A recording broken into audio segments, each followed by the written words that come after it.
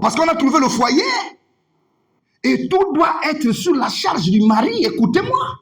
Dieu n'est pas d'accord que ce soit comme ça. Amen. Nous ne sommes pas en 1960. Amen. On n'est pas en 1944. Amen.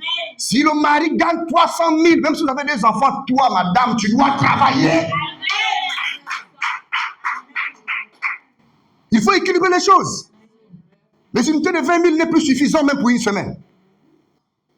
À manger, c'est devenu compliqué. Mais il faut croiser les mains. Il faut que l'unité se fasse sentir.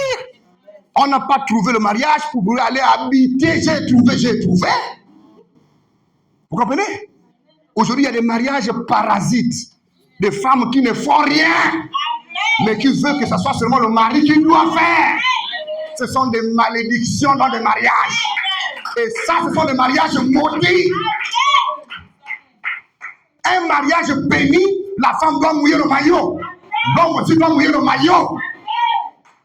C'est pas du béni au toi, on te donne seulement, mais toi tu ne fais rien. Vous comprenez, non? Et c'est une malchance pour la famille. C'est une honte pour la famille. Aujourd'hui, les gens se disent, ok, je reste à l'école, j'attends seulement. Il doit payer la télé, il doit payer la voiture. Et moi, mon corps là, je ne rentre pas dans la maison, il n'y a rien. Il doit avoir tout. Et il doit me payer à 5 millions, à 5 millions. Il doit me doter à 7 millions. Après que le pauvre a donné tout l'argent, tu ne sais même pas préparer le riz. Même un pantalon, tu ne le connais pas. Vous voyez, non? Et c'est pourquoi Dieu vous attend au carrefour. Vous comprenez? Voilà la honte d'aujourd'hui. Il n'y a pas l'onction, il n'y a pas la vie de Dieu. Ce ne sont pas des chrétiennes, ça sont des Dracula dans le foyer. Parce qu'une femme chrétienne, une femme qui a la vie de Dieu en lui, doit savoir que son mari est son fils. Tu dois laver. Ouais, moi je suis propre là, ça cause d'elle. Hein. Bon, je ne la vante pas. Ce n'est pas pour elle que je parle. D'accord? Mais comme vous me voyez propre, il y a quelqu'un qui s'occupe de moi. Est-ce que vous comprenez un peu? Mais toi, tu es marié. Quand on voit ton mari dehors, les cheveux sont comme on ne comprend pas. Ça, c'est quel foyer? Et ce sont des esprits qui sont entrés dans le foyer pour déshonorer la famille. On ne se marie pas. On ne part pas dans un foyer pour se faire des honneurs soi-même en tant que femme ou en tant que mari. C'est pour honorer la famille. Tu dois honorer ta propre famille et tu dois honorer la belle famille. Que dit la belle famille te concernant?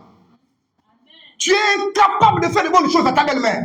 Tu es incapable de mettre, c'est-à-dire que de gagner le cœur de ton beau-père. La plupart des foyers où le beau-père n'aime pas la belle-fille, où le beau-père n'aime pas le beau-fils, vice-versa, c'est parce qu'ils ont de mauvais caractères. Ruth était la belle-fille de Naomi. Et regardez comment l'histoire s'est terminée. Mais de nos jours là, toute belle-mère est une sorcière. Tout beau-père est un sorcier. C'est toi la sorcière. On va sortir là-bas. On va parler de la parole. Amen. Donc, aujourd'hui, on ne peut pas aller accuser Dieu que ça ne marche pas pendant que c'est nous-mêmes qui sommes le socle et le volant principal des problèmes qui arrivent dans le foyer. Vous comprenez, non? Suzanne Wesley était une dame de caractère, une femme.